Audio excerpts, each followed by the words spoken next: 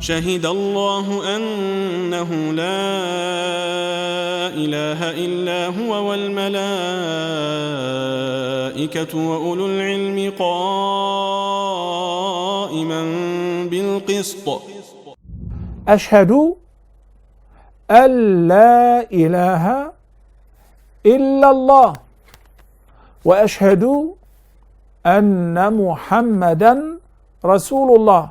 When we dissect this phrase, it consists of 10 words. And as I said, the whole phrase, the testimony of faith, which means I bear witness that there is no God worthy of worship but Allah alone. And I also bear witness that Muhammad, peace be upon him, is his messenger.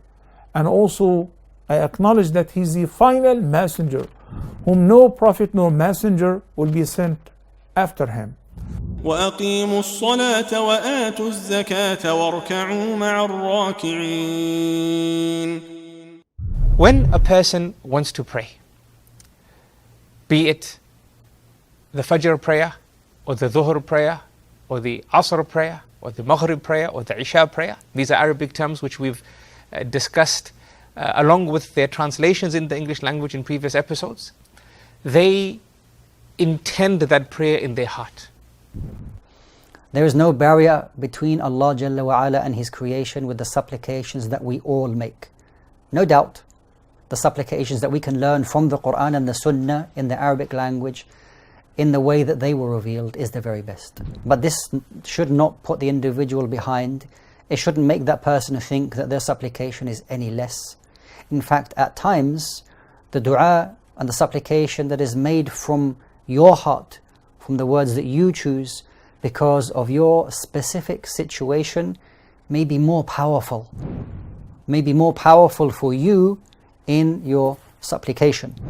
يا بني آدم خذوا زينتكم عند كل مسجد وكلوا واشربوا ولا تسرفوا إنه لا يحب المسرفين.